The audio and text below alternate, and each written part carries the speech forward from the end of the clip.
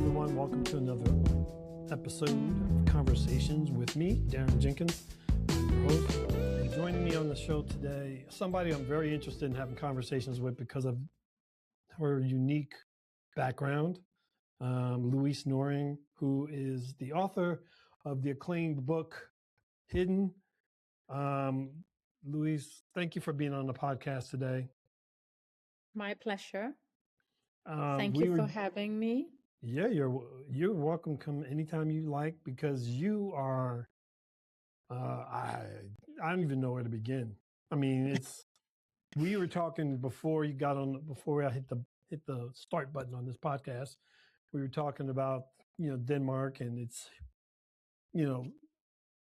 certain things individuals don't know or do know, and your work in kind of talking about those things. First, I would say that you are in there's so much to unpack here. What you do, can you tell people exactly like what kind of work you've done in the past? Because I think it needs to come from you. Yeah, of course. So I have worked for several decades as a researcher and a research director at Copenhagen Business School. And my area of expertise was cities, and in particular urban finance and urban governance. So yeah, and I use that quite a lot as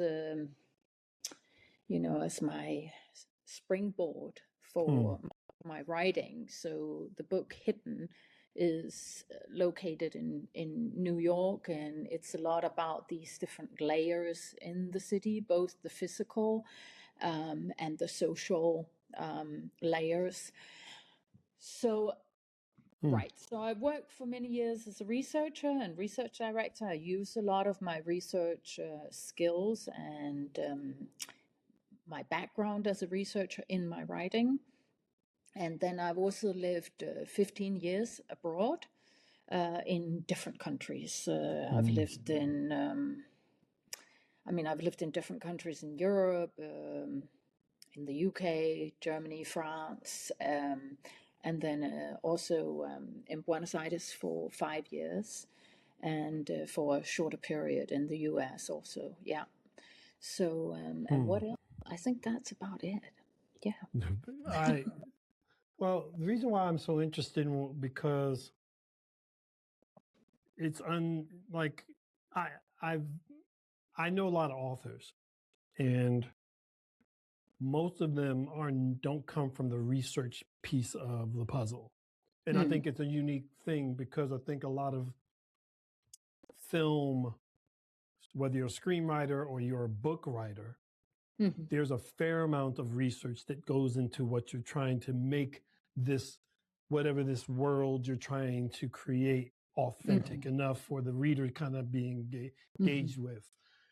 What I find interesting about what you're doing is that, especially now in this world we currently live in. Absolutely, yeah. You're hitting a lot of sensitive marks. And, because I remember there was a movie when I was growing up called Escape from New York with Kurt Russell. And for those of you who don't know what this movie is basically like a 70s, like futuristic experience where the world has kind of gone awry and all these different layers of society have started to develop across New York City. And, when I watched it back then, it was fun. It was action, cool, Kurt Russell, but we're approaching a scary time in this planet where those layered out experiences as far as economic communities are starting to it's starting to come true. I mean, Yeah. so I'm wondering if this, as you're authoring Hidden, were you aware? Were you like sensitive? Like, what made you? Because you kind of are prognosticating a lot of things that are happening currently. Yeah. So all my books are like foreshadowing, seeing into the future, or at least trying to. And I think the fact that I have this research background into society, cities, and economics really enables me to connect the dots in ways that if you do not have this knowledge and insight and years of research experience, you may not be able to make those connections, to draw those connections.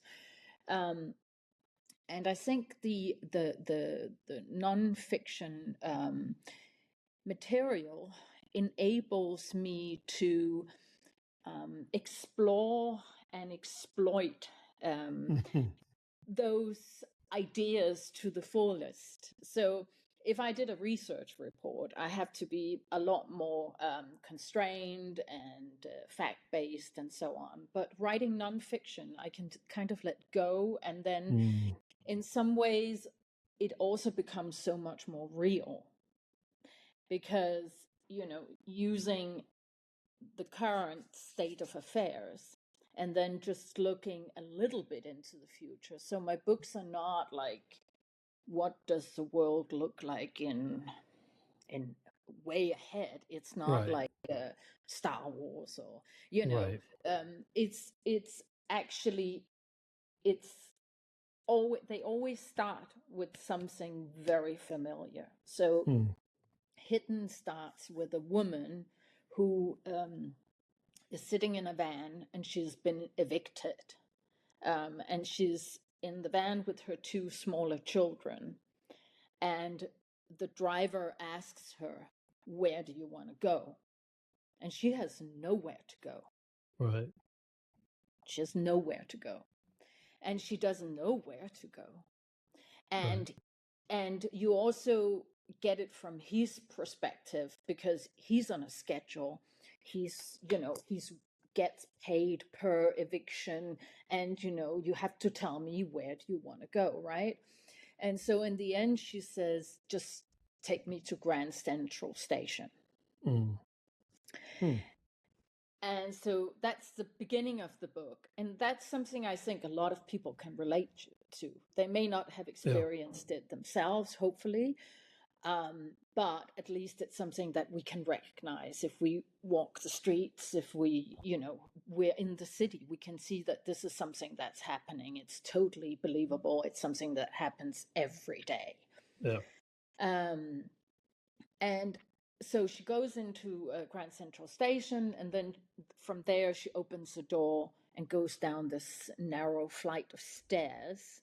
And at the bottom, she goes, "Well, we can't live in this tiny little room here at the bottom of the stairs. It's completely dark." But there's another door. And from there, they go into a tunnel, and it turns out that there's like a huge community, like almost like a city below the city, where all these homeless people live. And then you start having this with the layers in the city, everything, not just the people living there, but the different hierarchies and how they organize their living, and how they find purpose, and how they survive, and and it has a lot about with the infrastructure and the utilities and so on, the very, how can you say, the very physical fabric, the networks of the city. So, and then it has also scenes of what goes on above ground, right? And you get the sense that, it's really falling apart. Yeah. It's just, falling into pieces. Right. And then, I don't want to give too much of the story away, but it culminates and it becomes basically a revolt and a civil a civil war and so on, and then how do all these people navigate. And there's also a lot about justice and the legal system, and this whole question of is the legal system just for everybody, or is it just for some people? And would we all be capable of doing wrong if we were at wit's end, with nowhere Right. to go, with and so it's also about her journey as she kind of tries to survive, and tries to survive for her two children also. She's Right. fending for her children. You know, So the only time we actually like like the only kind of films that I've ever kind of like recently have seen kind of do some like I feel like we most of the time we get these sci-fi dramas that are set far into the future, Divergent and Star Trek and those kind of things, far in the future, where like the audience can kind of detach themselves away from the reality of the situation. The only time we ever really get what I would call like currently accurate, or not accurate, but currently layered type stories, like The Walking Dead, or where it's where the scenario is so outlandish that again you can detach yourself from the reality of what this is trying to tell you. Like I love the fact that you're not letting the audience escape that quickly. Exactly. Yeah, that's what I was asked what I wanted to do, what was my goal, like overarching. And I think it is to hold a mirror up to people, hold a mirror up and say, if, with this is the way we have organized. I also want the reader or the audience to question, the way we are organized. A lot of people, they don't question it. They just say, this is the way it is, or the legal system, the political system, the way society is organized. If you hold a mirror up to people and you say to them, this is your point of departure. If you continue out of this road, there is an overhanging risk that this is where we'll end. Yeah. And so all my books are, I'm exploring that, and I want people to question. I mean, there's nothing just logical or rational about the way we're organized. Yeah. It's it is, yeah, like, it's funny because movies have gotten more fantastical, and life has kind of started to mirror what we've seen in movies now. Like what's that movie, The Purge? Like, I don't know how long, I guess it's been 10, 15 years since the first one came out or so. And I remember sitting in the theaters watching this, and it's not really my kind of a film, but I wanted to see it because it attempted to kind of try to do what you were trying to do. Attempted, which is to kind of bring the audience to a reckoning of sorts. Even though that's been, it's a little too over the top, and I think that's where the jump point of where the audience can escape again. You know what I mean? It lets them off easy again. Um, so to be able to do like what you're doing, I think, you know, it's great that the best part about it is that it was a book first. I think I like that progression. I think it's important, especially when you're trying to tell these kind of stories, to give people the ability to not only just to because books afford a little bit different absorption rate of how the story's being told. That's why I think a lot of movies that get turned into novels either are really huge or they're not good at all because there's like the book has to tell this has to give the audience something to latch on to first. Yeah. And Hidden is really I mean, to be honest, when I was writing, I didn't necessarily write for the movie material, but a lot of people would tell me that my descriptions, that all the scenes, it was so visual, you know, you could really see it. And then I realized that when I write, I see everything. Visually. Totally. Everything. I mean, I would even say I can't write if I can't see it. Well, it's so important, I completely submerge into the scene, you know? Right. And when I started writing, I sometimes would think, okay, I need a bit of music to get me, but I don't need that anymore. Now I can just go into it, like just emerge into the visuals. I mean, when I was writing about, you know, she comes to this refugee camp, then again I do a lot of research to figure out, you know, what are all the different NGOs that would you know, take refugees from this particular incident, right? And I can just see it all, you know. I can see the tent, I can see the lines, I can see the people, you know, everything. Yeah. What did writing Hidden give you that no other creative outlet could?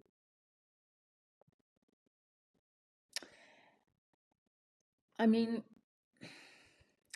writing is an extremely solitary process. Yeah. So you really, but when I was doing research, I also did a lot of writing. It was a totally different type of writing. I did academic articles and reports and so on, research reports. But I was used to the very solitary process of writing and writing about your ideas and trying to put words to your ideas and so on. But I think what writing can is that it gives you a layer of detail that so you know, you can operate at a very granular level, and at the same time you have the storyline, and it can be quite grand. The story, the overarching story, can be so it's that. And you're also working with the characters, with the main, you know, protagonist, all the people in the book, and how they interact. It's like it really is a microcosmo of, you know, you're creating your own world. And and you can also, I mean, it's you have more as opposed to a movie, you have more room for having a dialogue with the reader, I think, when you're writing. So you can, you know, you can discuss more particular concepts. For instance, you know, is there anything rational about our legal system? You can have that discussion and that reflection, which is a little bit difficult to translate to a purely visual medium. Right. So in a visual medium, you would have to show it as through the action and the interaction of the people, right? You can't have like a dialogue with the reader in the same way. Right. Yeah. One of the reasons why I was interested in having this conversation is because in my group of filmmakers story lab, we have a few different writers who are in the group, and they're writers in that they're writing screenplays, but their whole thing was that they've also had this question about whether they should go ahead and write the book first or write the film first. And I guess my curiosity for you, since you said that when you wrote this, it wasn't with a movie in mind. How did you go from the writer of the book to it being in develop? Who do you call? Like, I need to how do you even begin that process? Yeah. So Laura Marlin, she contacted me. Yeah. So she read the book. She contacted me via social media, and in the beginning I didn't know who she was. I also didn't look her up. I just thought, oh, I'm having a nice conversation with someone who's read the book. Yeah. And so and after a few weeks, she asked if we should get online together, and then she recommended that we should turn it into a movie or a series. Wow. Yeah. So she's been working very hard on taking the book into a movie material, and she made a trailer, and now I am working with someone she recommended, Sabrina Nolan, who's based in London, on the film poster and so on. So it's Sabrina. Really yeah. So it's really exciting. I mean, it's super exciting, and yeah, it's different. At least for me, it's a whole new world, right? What's the most surprising thing about the process so far that you found? Or what was not surprising? What was something like? Because I'm not sure. Like as an author of a book, it's a totally, like you said, it's a very solitary experience. Whereas writing like a movie is completely not solitary. There's so many people involved, in this person and the writer and the director and producers and people with opinions. Like, what's been something that you like that has been like an education of like, oh, okay, I didn't know that, but all right. Yeah, I think I mean we have not closed a movie deal on the book yet. Okay. So I still have I still haven't had the pleasure of working with a whole film team and a whole film group, but I look forward to that. Yeah. I think so far I have been working with a lot more people, trying to prepare all the movie material and getting it ready and so on. And it's definitely different working with a lot of people, and they have read the book, and they have a quite often they all have a slightly different take on the book. That's what I would think. Yeah, they have a slightly different, and I think Laura, she was quite interested in this idea that it was a female protagonist and that it was a mother. And I think, she was quite focused on on these more like the protagonists, their struggle, the relationships and so on between the different characters.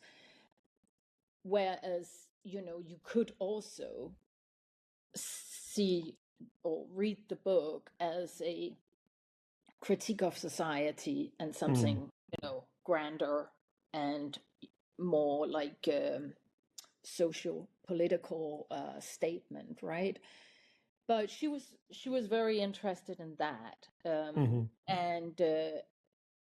then and she also wanted. She said, we need the book or the movie to end differently. So she recommended that we like cut off, I think, 20 or 30 pages of the book. And there's a particular scene that could very well be the ending of a movie, and she wants that to be the ending. So I think from my perspective, it is also being humble in the sense that, I have to recognize that this is not my area of expertise. There are people out there that know how this works, and they know what needs to be done. And then, so not taking too much personal pride in my work, I think is important. But then I also think, as a scholarly researcher, you learn to accept criticism.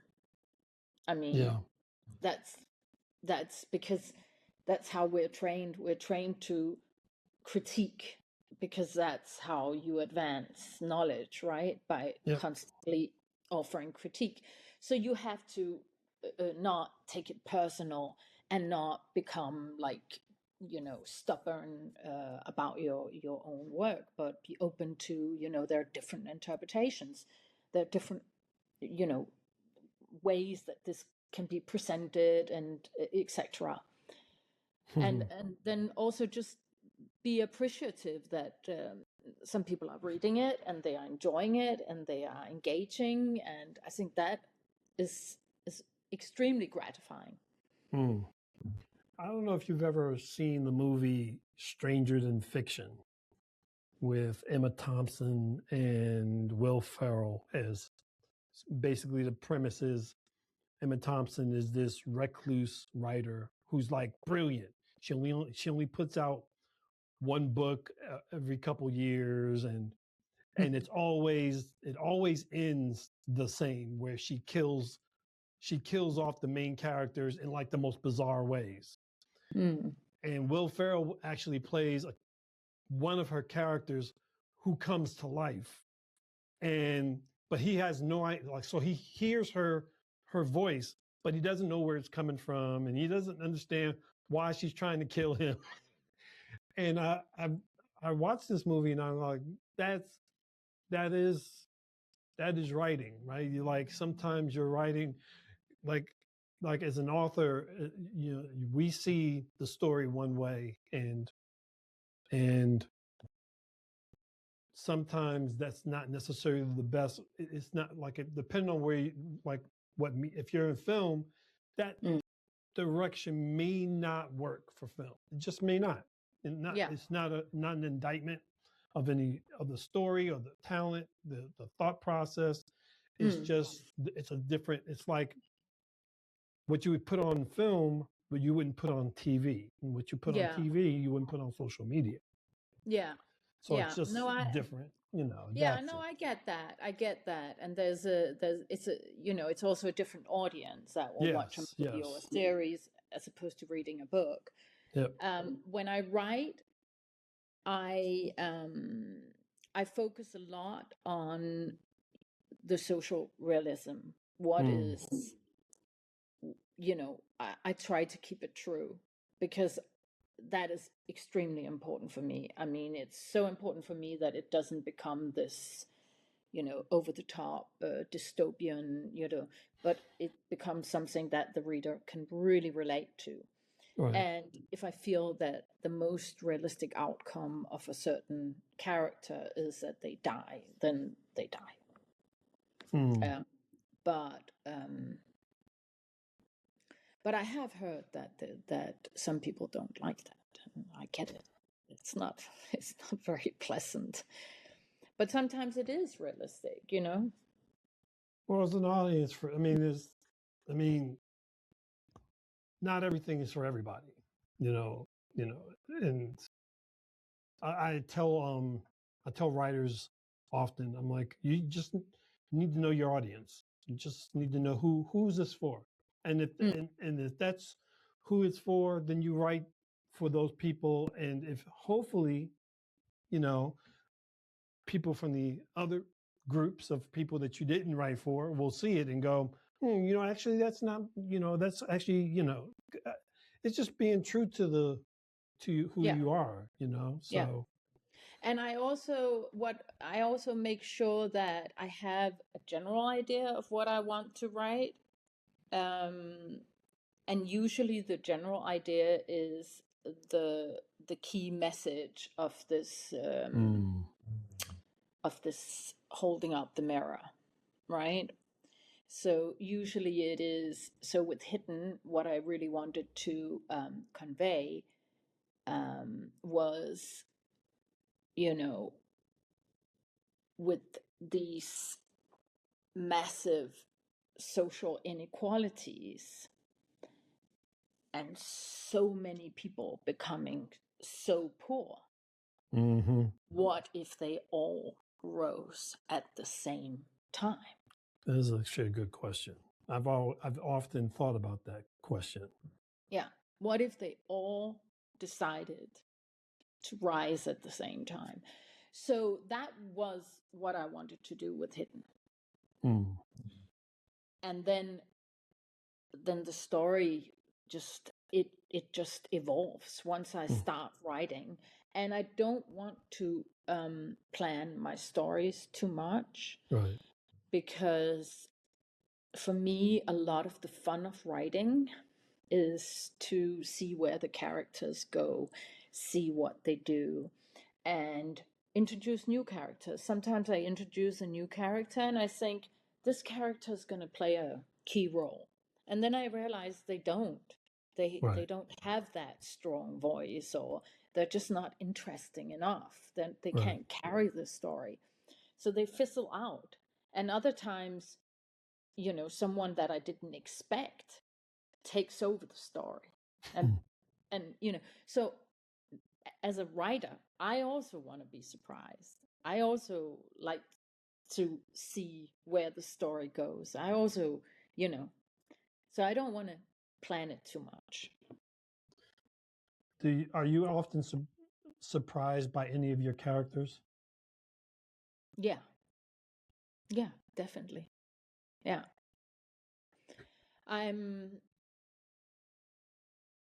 In Hidden, I was probably surprised by the main protagonist. She evolves. I mean, she starts out as someone who is just not cut out for what is going to happen to her.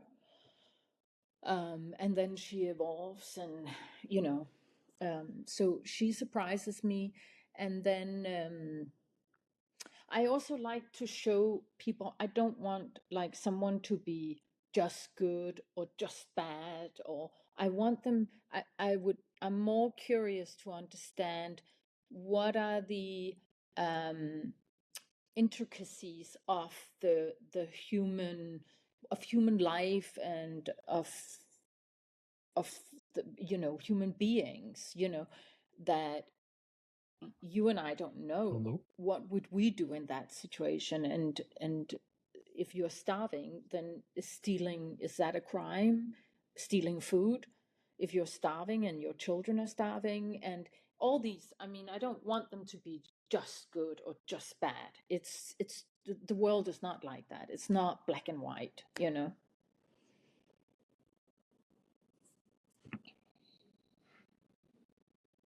You disappeared.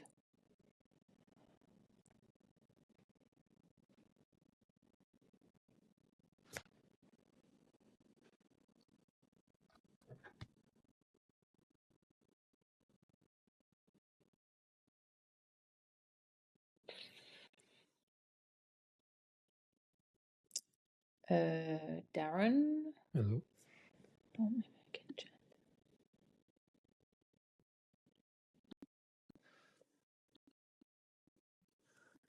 Where?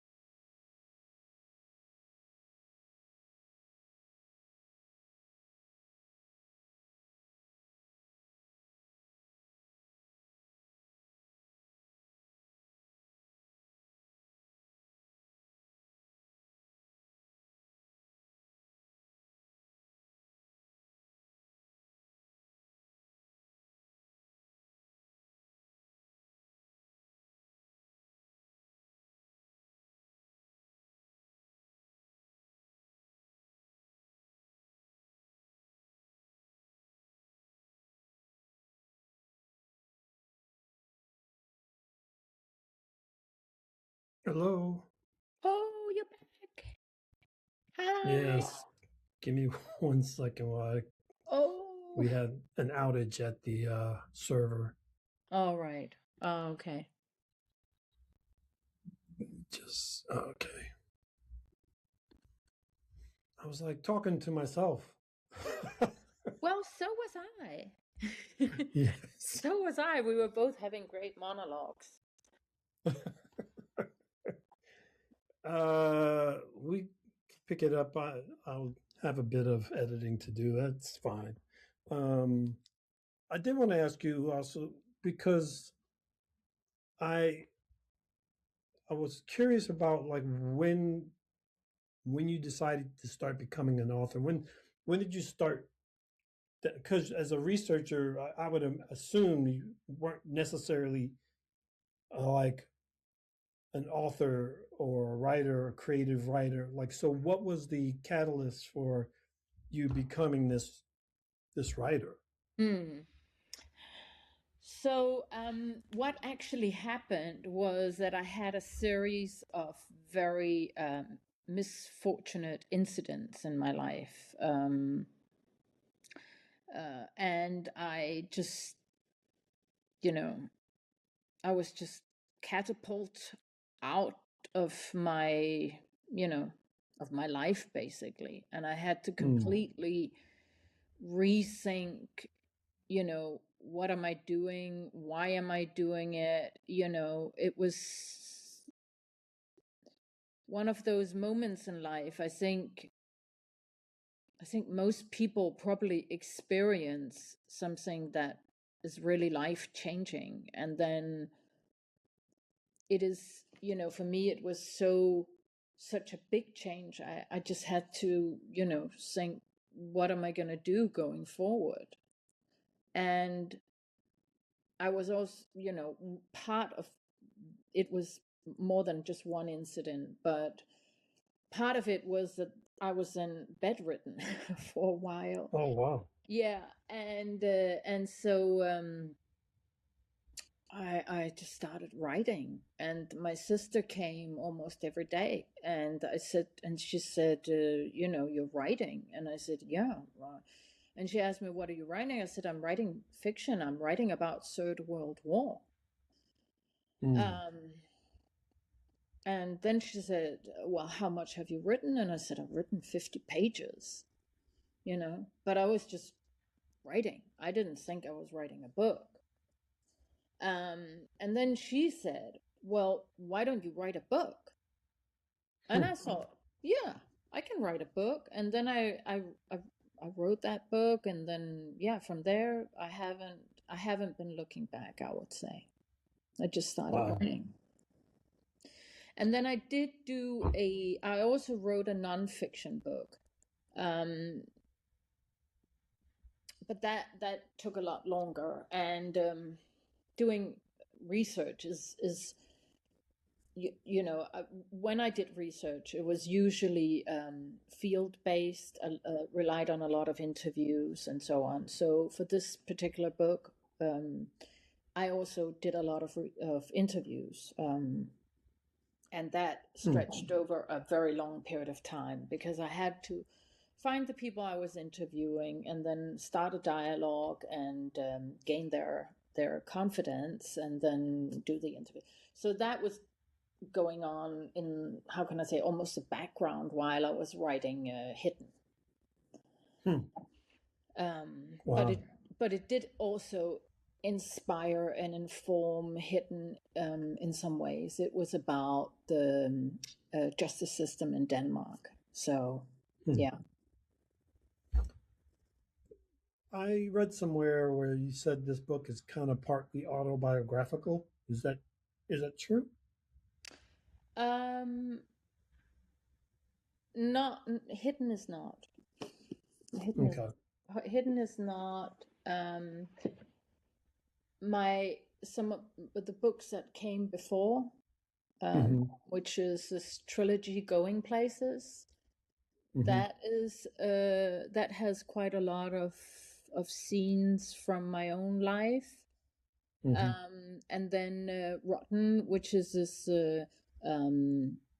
non-fiction that also has quite some parts of my own life, but it is a lot about these people I interviewed, right? And about their experience with the justice system, basically.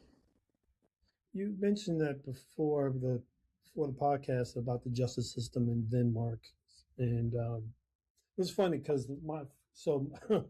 my father, I'm from Newark, New Jersey, here in the U.S., and my father worked for the government in Newark he worked both for the city planning board, and he also worked as the director of the Human Rights Commission, which I always thought was an interesting combination. But one of the things he used to do, where when I was growing up, the area wasn't that great. It wasn't that great. It was pretty not great. But one of the things because he had a view of both the social justice of the city and the planning of the city, he had, it provided him with a unique view of like the future of Newark. I could really imagine that he must have been very insightful. Yeah. He told me one time, I'll never forget this. He's like, you see all these sky bridges that are like, so in Newark, there are certain buildings in downtown Newark where these skyscrapers are connected by like these sky bridges. So that way you can walk across like the bottom of the city without actually being on the ground. And he was like, he's like, there's a reason why they do that, is because they don't want at some point in the near future, Newark's going to create an environment where the rich are going to walk above everybody and the poor are going to be down on the streets. And if you have if you don't think that's true, watch the movie Blade Runner. Blade Runner is Newark in the 25th century. And I was like, nah, I'm in high school at that time. I was like, yeah, right. But if you go down to Newark right now, that's exactly what they're doing. Yeah. And I was like, I think you're almost in that same situation. You have a unique view of how things like this, and how like in Hidden, there is a scene where where I talk about how the shops in Madison Avenue, they're no longer at street level, but they've moved up the building, and the clientele they fly in with a chopper and land on the roof and go down to the stores and do their shopping. So, and I talk about that these people, they don't need to be confronted with the realities of street living. They can, maintain their ideas of, what America is like, what life is like, and so on, because they're never confronted with realities,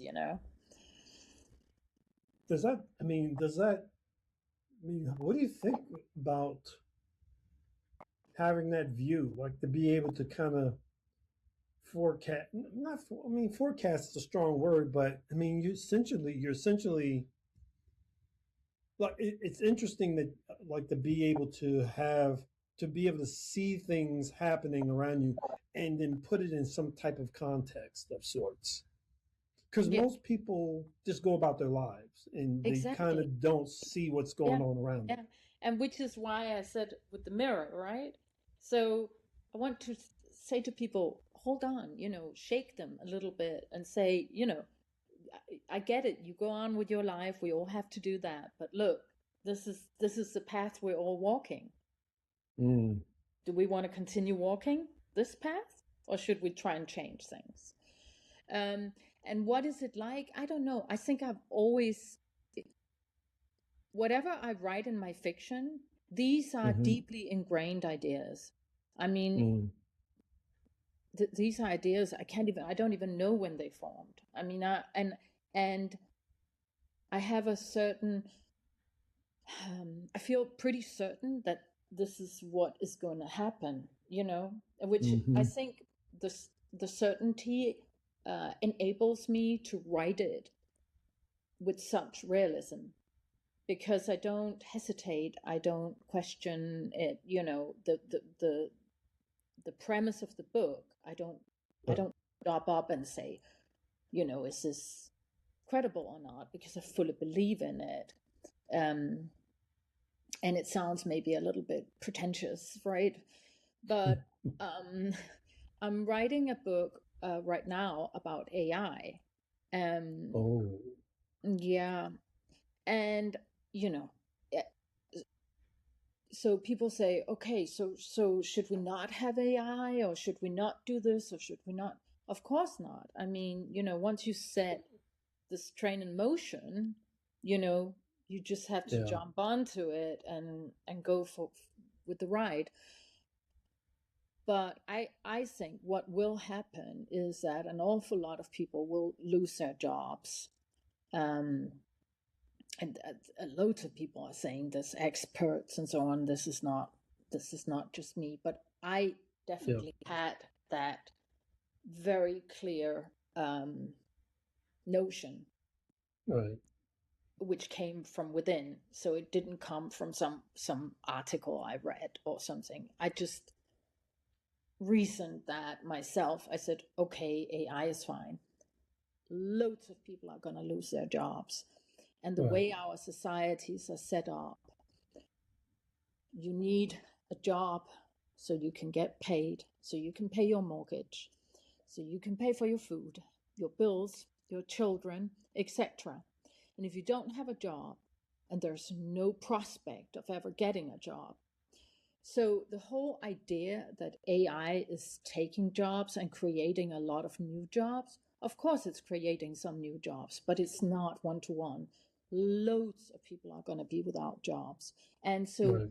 we have to, again, I don't write that then there's a council and they figure out how to make a new society. I only write, if you keep on walking down this road, this is what's This going to is what happen. we're doing. Yeah. Yeah. Data doesn't lie. Data doesn't, and I think that's the thing people don't, it's the piece of the puzzle people don't get, is that opinion pieces, articles, all the movies, whatever you put online, that is that. But data and research doesn't lie. It doesn't lie. It just like it's there. It's there for you. The only difference is whether you care to like pay attention to it. And And that's.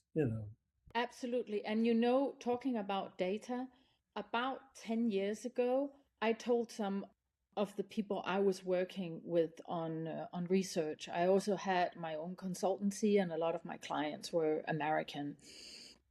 Uh, and I said to my collaborator, who was in a big like political institution, I said, real wages in America especially for the middle class, but all real wages have not increased since the 1950s.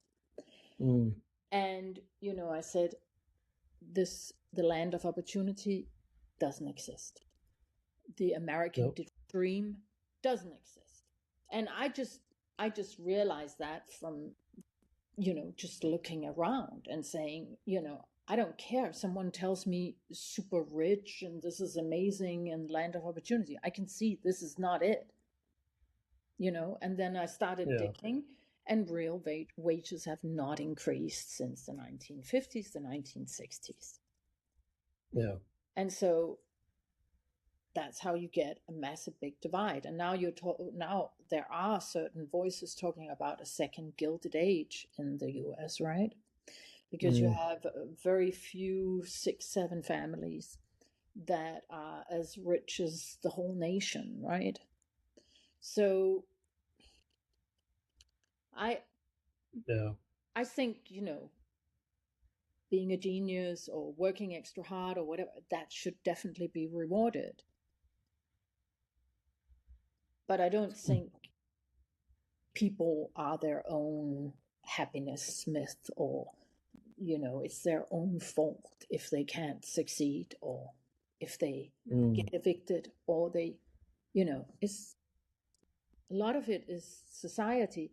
And at the same time, it is also a society that enables these very wealthy families to become so wealthy. Yeah.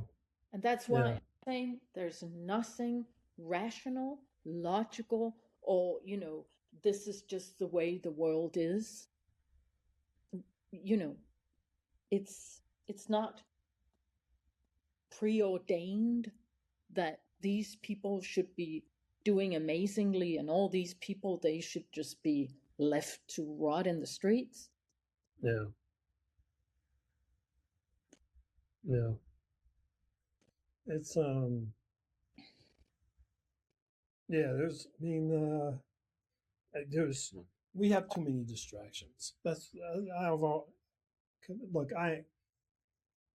anytime, I think New York is a great place for you to kind of test this experience of sorts, because like it's one of the few places where you can aggregate a ton of people and kind of get a view of what they're doing, and that is probably going to be pretty genuine to the rest of the populace.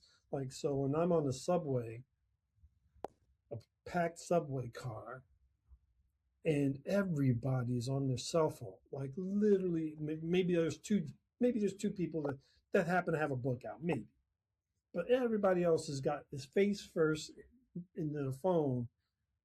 And I'm just, to me that is a disturbing experience. This is a disturbing experience because it shows me that people aren't paying attention. Yeah. And They're it's also, it's a way to pacify populations, right? Yeah. Yeah. To blindside populations, to pacify, to just God, it's like it's a movie. Yeah. I mean, yeah. Your book is coming. I mean, the adapt, like, I'm not sure when it'll be out. To be honest, it doesn't matter, but it needs. I feel like it needs to be seen, and I hope people identify, not just seen, because that's one thing. I think people need to understand and identify what this means for them. Yeah. It's not just I think that's the place where I think film as a medium can be useful, which is to kind of help demystify human, make it human, just make people identify themselves in that story, because otherwise they're going to look up from that phone and the world's going to be gone. Yeah. So I wrote Hidden, and then I wrote a book called Unsettled, which is about biological warfare, and it's so everybody are told it's a virus like the pandemic, right? But then this investigative journalist, she starts digging, and she finds out that it's actually a biological weapon, and that it's designed to kill off all these people that nobody needs because of the way AI, etc. I mean, we don't need all these people. And because I'm an economist, so I'll discuss or have a dialogue, go, yeah, but we need all these people because, we need to grow the economy, and all of them are potential consumers and they can all buy. And so we need to keep on expanding the population so we can keep on growing our economy. And then this person says, but these people have nothing. They can't buy anything. They can't consume anything. They're just, waste products. Wow.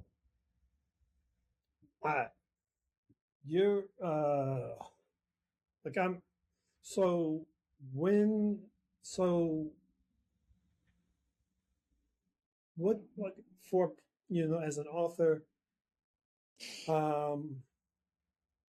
what do you, like, if you were talking to a young writer, what would be a piece of advice you would give them?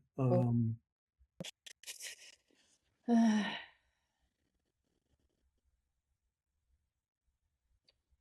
mean, there are so many different genres, right? Mm-hmm. So it really depends on what kind of genre you feel comfortable with. Maybe that's the first thing, is to Yeah, learn what genre you should be in, yeah. I because think I you think can't do that it well. yeah, I think that comes naturally, you know. You I mean, really? Okay. yeah, I mean, it certainly has for me. Oh, the sun is. It certainly has for me. It's come. I mean, it's not by choice or by design. It's just the way it is. I mean, this is. Yeah. I know something about this. I can write about it, and I enjoy writing about it. I enjoy, Right. and but it's difficult for me to say what would the advice be. I think it would probably be write for yourself primarily. Okay. I'm Okay. not sure that is commercially a very good advice. Um, but I think Yeah. it's a solitary process, and you really have to enjoy it. And I think if you write for yourself, you put yourself into your work, and it becomes better, you know. And if you think, oh, I'm writing for this audience, or I'm writing for this, or I'm writing, you have to really pour yourself into your work. Otherwise, I don't think it will become as good, and the quality won't become as pristine, you know. What, like, I've, like, I think as a creative, regardless of whether you're an artist or a writer, Yeah, of I course. think research is key. Um, are there any tips as a researcher that that that you think would be valuable for no like any kind of writer? I think if you have curiosity, and you keep on asking questions, and you don't Mm, just, you don't take anything, like, you don't take anything at face value, but you just keep on questioning, and trying to understand, and trying to learn, and keep on being curious. I think mm, that's really the key to research. I think a good researcher, a good book, good research, for me, it always starts with the question, what is the interesting question that I would like mm, to explore? You know, that could be in hidden. It is,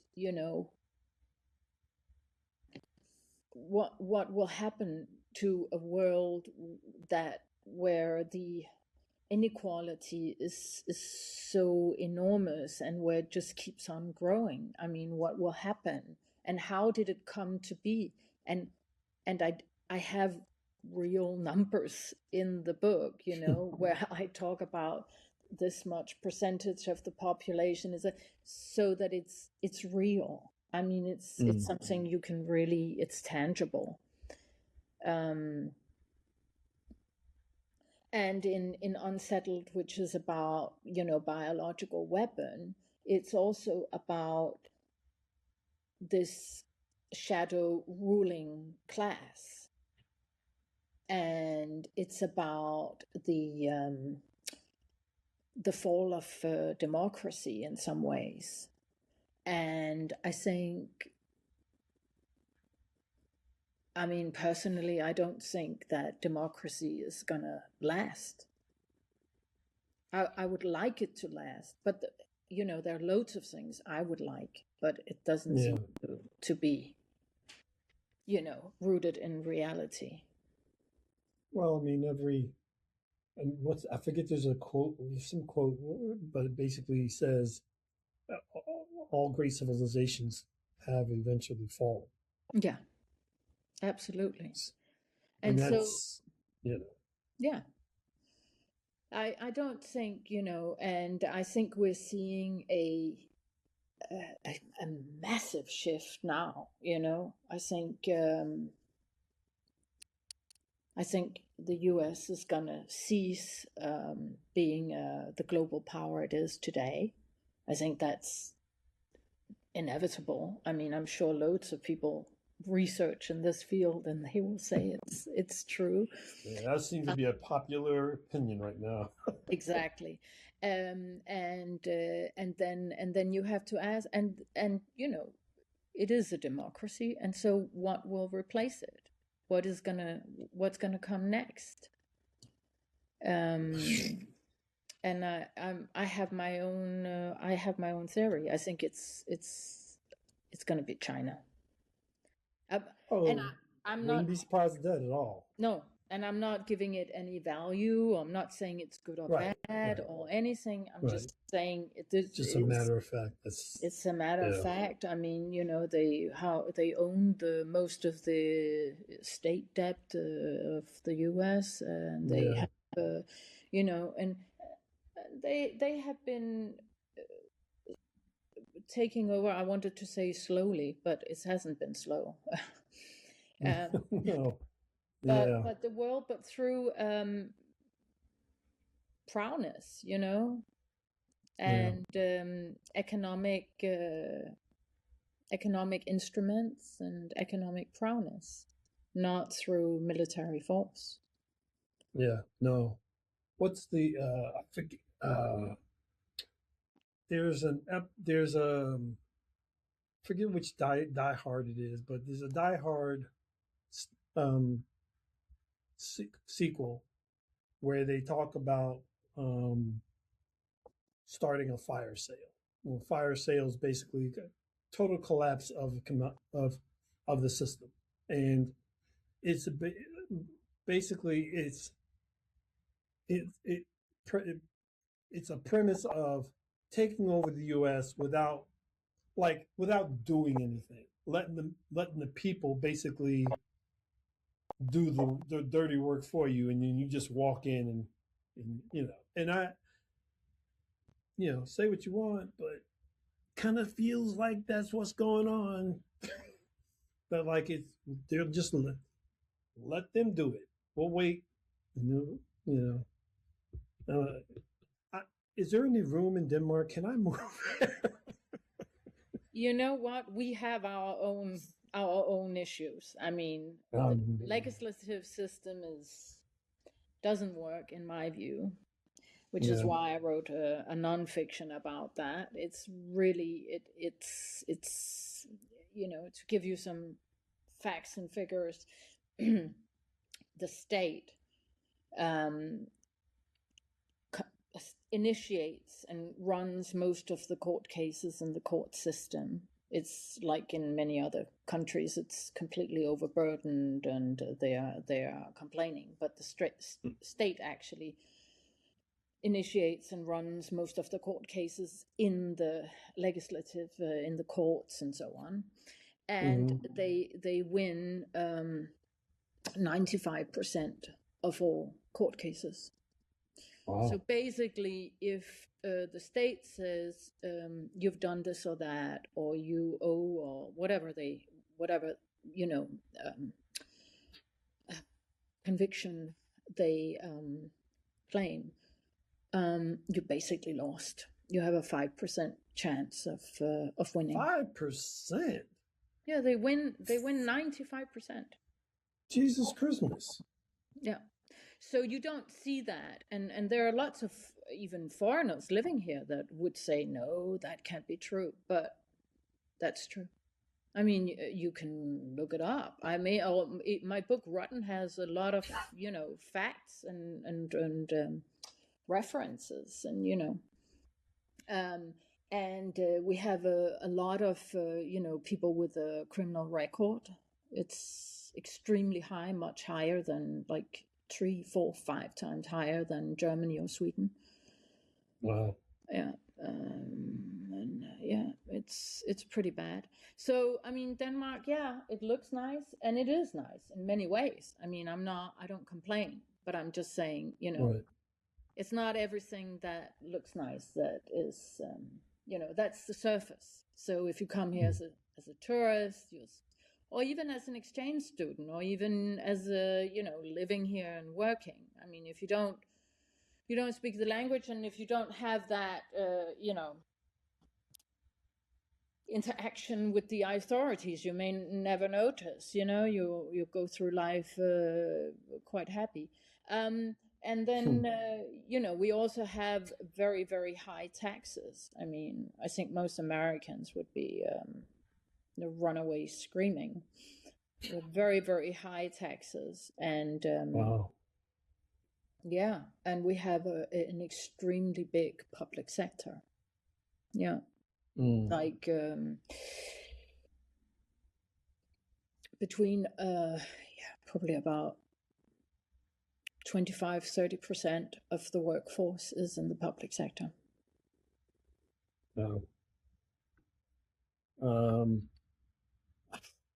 So the world's got some problems. Yeah. And I think Europe has, I think maybe I might write a book in the near future about this democracy idea, that it's falling. I think Europe has its own problems with democracy, because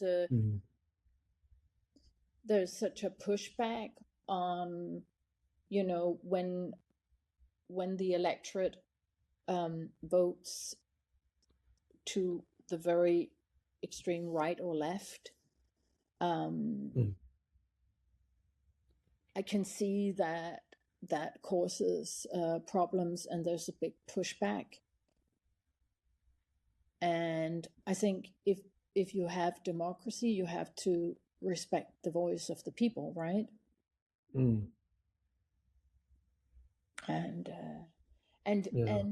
it's an opportunity to learn and correct. Yeah. And if you shut it down, you're only giving it, you're only nurturing the fire. Yeah, I think, I mean, there's, I'm not a political expert on any level, shape, form, but it does seem to me, and I mean, obviously, people need the freedom to be who they want to be, as within the scope of whatever the law happens to be. But it's almost like if 10 of my friends are all going to, like, say, hey, let's all go to dinner, and we each get a say of where we're going to eat, there'll never be a decision made. And that, to me, is a problem when you've got 10 people or 330 million people. It becomes a problem when the populace, the people, are so distracted with other things that they're not paying attention to what they should be paying attention to. Healthcare, legal system, education, all these things have kind of gone by the wayside. Yeah. But it's also because there's a detachment between what the politicians promise when they run political campaigns, and then what they deliver once they're in office. There's a complete detachment. So it's all fabricated, pretty much. It's and that's everywhere. I mean, that's everywhere. Yeah. And so you go and you vote, but Yeah. It's terrible. So I don't know, and so between that and it's every country has their own problems. I think here there's a state overreach in this country, which is I think is a very big problem. There's probably a state overreach in other countries also that don't look at all like Denmark. And I don't know what will replace democracy. I don't know, but I think it's run its course, you know. Yeah, I'm very curious to see what's. I may not be around for whatever that happens to be. Who knows? But I'm very curious to see, like, it's, and this is why movies like Star Trek and Star Wars and all these sci-fi movies that provide a picture of the future where mankind has come together in peace and harmony. That's why it's so popular, because I think deep down we all kind of want that to be our future, but we don't know how to get there. No. And I'm curious to see how that works out. Yeah. I mean, one thing is, at the end of the day, I also write that in my books, at the end of the day, especially with Hidden, about the struggle of this woman who's trying to survive and protect her children. You know, at the end of the day, it doesn't matter where we're from, where we live, class, color, religion, doesn't matter. All we all want is, you know, very simple things: to have a decent life, to be able to feed ourselves, feed our children, have, you know, access to opportunities, etc. I mean, and everybody wants that. It doesn't matter where you live, you know. Right. It's very basic, and we're not able to provide it. We just have to say, okay, we can't provide it. It's well, I have to say I'm actually a very positive and it sounds as if, you know, she's like, wait, let's hold on. No, you know, it's not all terrible. No, and you know, I do also write about, you know, that people survive and that love survives. I'm a great believer in love, and you know, so there's also all that, and people help each other, you know, and so on. And as a person, I'm a very, you know, you know, and I also don't. I think in some ways, writing my books is such a wonderful outlet for all these crazy ideas that I kind of leave the people in my vicinity. I don't have to draw them in. I can just, you know, talk about other things that are less dystopian. Yeah, I mean, there's the ability of writing fiction with a non-fictional research, but providing hope for the future as well. So, I mean, I watch movies, I watch TV. Yeah. No, I think I think it's clear that we have an incredible survival instinct as human beings. You know. Yep. We do. We've survived the dinosaurs and meteors, and I mean, you know, we've been here for a while, so yeah. So we have a very strong survival instinct, and there are certain things. So, you know, we'll survive. The question is, you know, how and in which world, right? But yeah. Who knows? We might create a new form of government that will govern the entire world. Will be completely good for everyone. I mean, just it's all kind of like quite nice, huh? If we had like one global government, but yeah.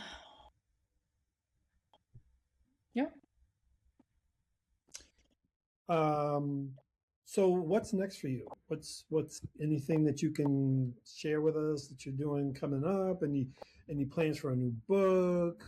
Or Well, I want to write a nonfiction called Women in War. Okay. Yeah, and interview women who have survived war and hear about their experiences. Well, that's interesting. Yeah, so I'm interested if anyone has survived a war. I would be very interested in talking to that person. So if they could please reach out. I am in tentative contact to a few people. So that's one project I was thinking of. And then I was also thinking of writing something on democracy and the fall of democracy.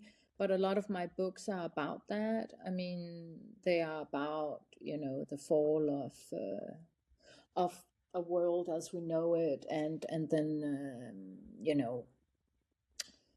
the path from there. Then I was thinking of writing a book. I've had an ambition to write a series of short stories. And I would really like to do that. And every time I start, it becomes a book. And I was thinking of writing some series of short stories called In Passing, about everything that's in passing, transient, Yeah. Can I offer a recommendation of something you should try doing too? Yeah, please. I think it would be fantastic if you did something for children, something for kids to learn more about. Because I think one of the things I've always kind of thought like is that one of the things we need to fix is how early we get kids to understand the world around them. And I think the earlier we can get them to understand all, because when I grew up with all these like these shows that taught you about manners, and they taught you about government, they taught you about all these different things that you know allowed us to understand that how we treat each other now like will go a long way to kind of making a world that we want to be in. And I think sometimes we don't give kids enough credit to understand some of the things that they should understand. We can't give them everything, but I think we can make it in a way to kind of like start letting them, giving them interest in learning more about the world around us. Because like to your point about the politicians, some of these politicians are like super old and they're stuck in their ways, and we need younger politicians that have a little bit different thought process as to how to handle certain things that we're going through. Yeah. I don't know. I mean, the Going Places trilogy that I wrote, which is about Third World War. I have been told a few times that it could maybe appeal to a younger audience because of the way it's written and the scenes and so on. It has a little bit more fantastical in it. It's also like really created its own world, its own universe. So I guess that could, appeal. It's I mean, the first book in the trilogy is about the Third World War, the outbreak, and how they navigate the war. And then the second book is about how they're trying to find peace, and they're trying to build like a utopian society where they try to like unite everybody, almost like that global government kind of thing. But it's a world where, the population has been halved and so on. And then the third book is about the world has been flooded, so they're all living in the water. So interesting. Yeah, so it has these different quite unique worlds that they are navigating, and and so I think that could appeal to a younger audience. It's also because it has that slightly fantastical. I think young people reading Hidden, Unsettled, or the book I'm writing on now, Abandoned, I think it might be a little bit tough. Too much? Yeah. Maybe. Well, before we go, I always ask this question. What was the best piece of advice that someone gave you, and from whom?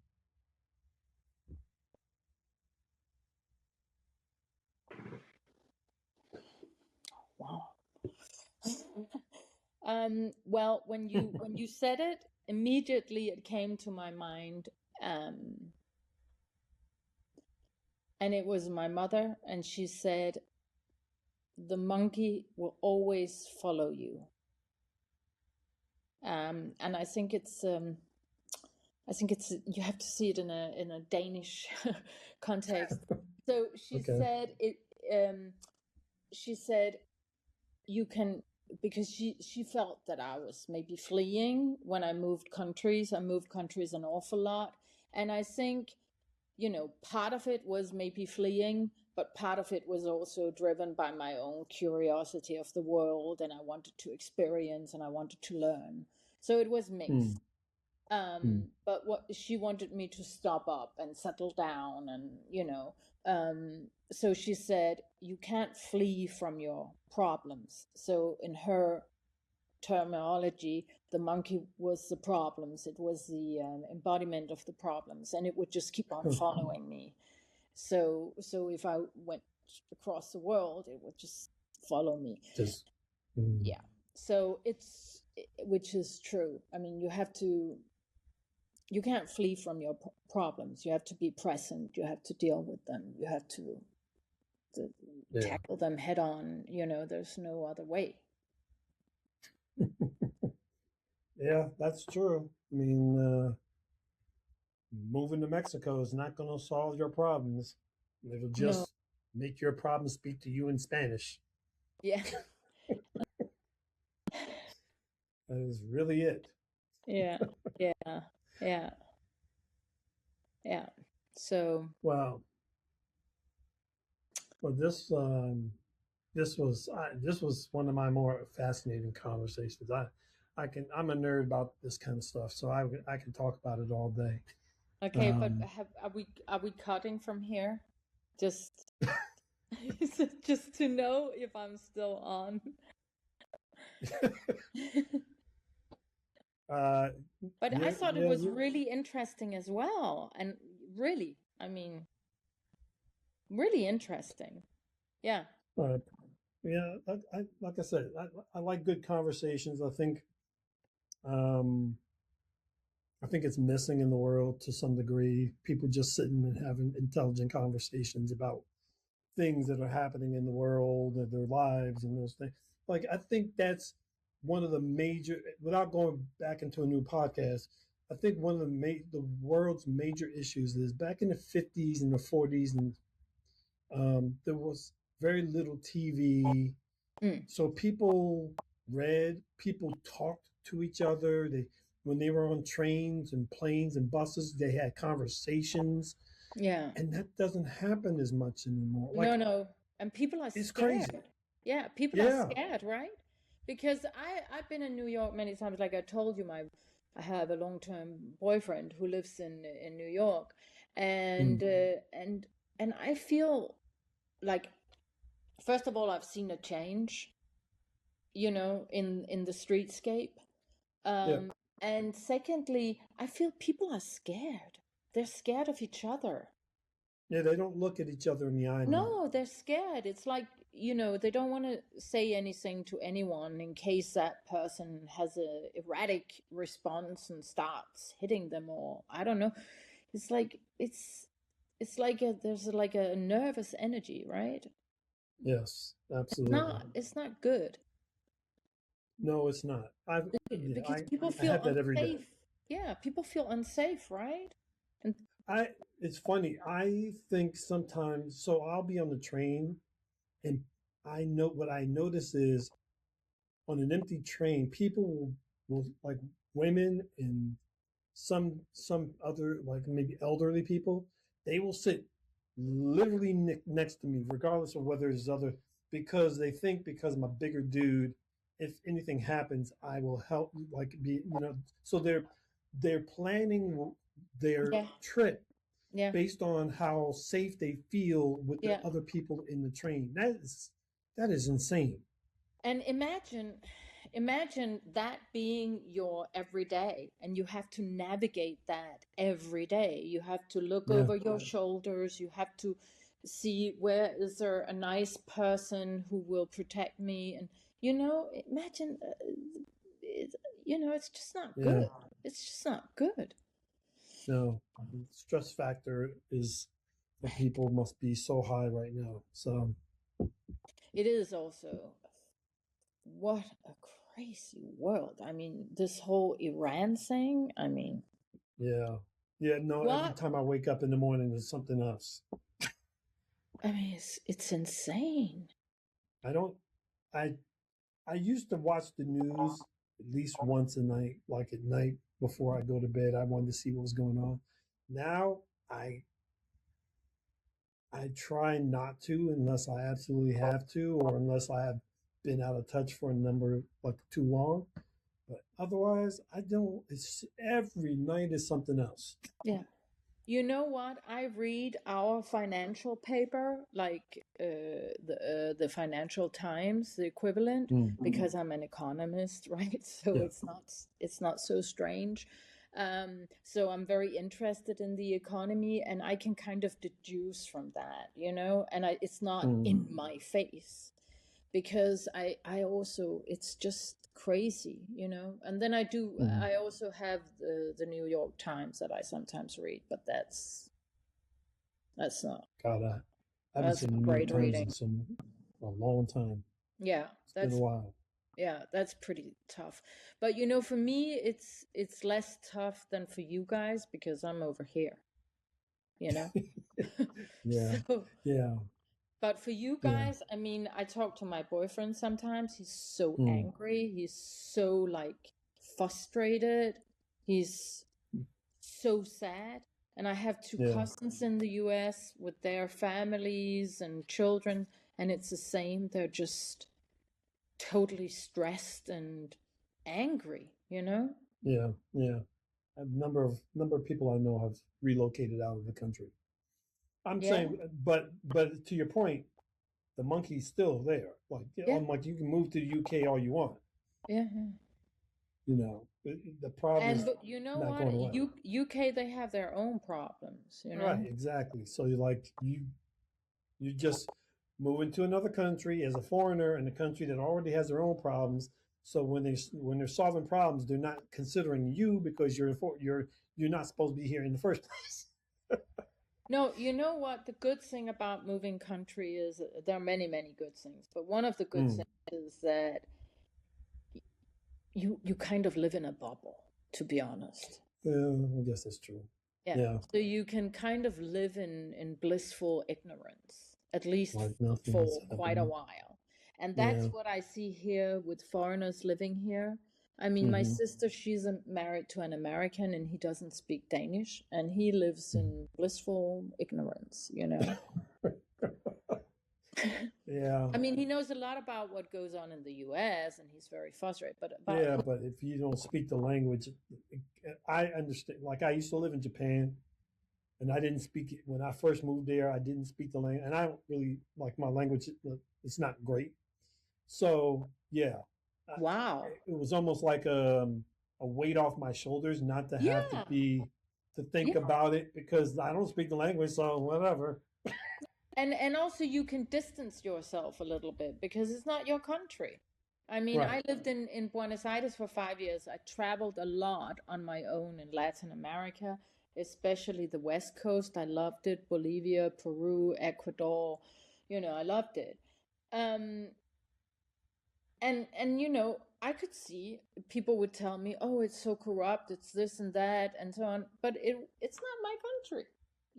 I lived there for 5 years, but it's you can kind of distance yourself a little bit, but you Yeah. can't really distance yourself to your own country. It's kind of like under your skin, right? Yeah. That's the monkey. Yeah. That's like Yeah. if I move to Japan tomorrow, I can feel a little bit better because I don't have any like responsibility within the country outside of obeying the law. But at some point, I'm going to have to. The bill always comes due. Yeah, yeah. So, Yeah. And so why did you live in Japan? it was a number of years ago. I've lived there twice, and the first time I moved there was because I didn't have I wasn't working. There was no jobs here. A friend of mine suggested I come to Japan and maybe do some English teaching, which I did. I ended up being there like almost a year. Mm-hmm. And then the second time I went there was to get married. Oh, wow. So your wife is from Japan? Well, yeah, she's still in Japan. Oh, It's a long story, but we're yeah, it's a long story. That's another pot. My friends like, oh, Daron, you have to do a whole podcast about your dating life. People would love it. I'm like, yeah. Well, I'm good. that's another very difficult thing to navigate in modern life, right? The dating, Yeah, don't even get me started on that. and the apps, and yeah. Yeah. So I've been going out with I have this American boyfriend, but he lives in New York, right? So I've been going out with him for 13 years. Yeah. I kind of gotten used to that he's over there and I'm here and it's fine. I'll see you when I see you, and Yeah. Yeah, here it's like there's a new app every 5 minutes. There's a new app that's opening, and there's a whole bunch of groups for anyone 50 plus, and yeah, woo, that's me. Yeah, I mean, there's so many. Like every time I open up my Instagram, there's like another one. Hey, you having trouble meeting someone of your? I'm like, I'm good. I'm good. But it comes back to what you said. People have their noses in their phones and so on, instead of looking what's around you and trying to meet someone in a more natural way, and not so staged and so fake, Yep. That's why I'm not going on dating apps anymore. If you want to meet me, see me out in the world. Just come up and start a conversation about a book. And maybe I'm at the bookstore. Come over here and start a conversation. Yeah. So otherwise, I'm good. Yeah. This was great. You should. I'm going to put your website up here, so if people want to check out what you're doing, they can check it. They can check out. I highly recommend you grab. Your books are available in everywhere. Yeah. Right. I mean, Amazon. Go to Amazon.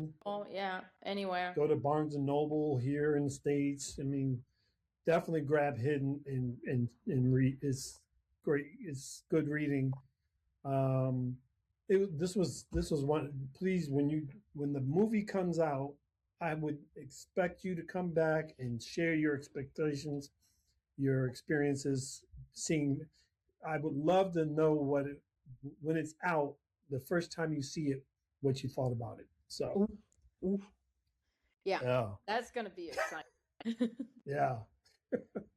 On my website, there is a trailer for the movie. Oh, yes, I saw that. Yeah. So definitely go up to her website, louisenoring.net, and check out the trailer for Hidden. I'm looking forward to seeing this. So, thank you so much for having me, Dan. It was real pleasure talking to you. Very easy, very nice. Appreciate it. Yeah. I try to have good conversations.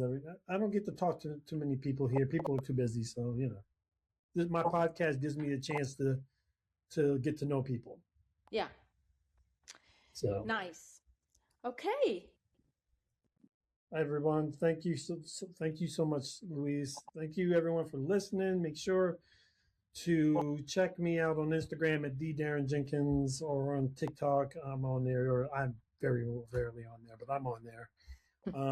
But be sure to like and subscribe to the podcast anywhere you get your podcasts, including Spotify, Apple Music, or Apple Podcasts, Amazon Music, Pandora, you name it, I'm there. And we'll see you next week with another episode. Stay safe, everyone, and I'll see you.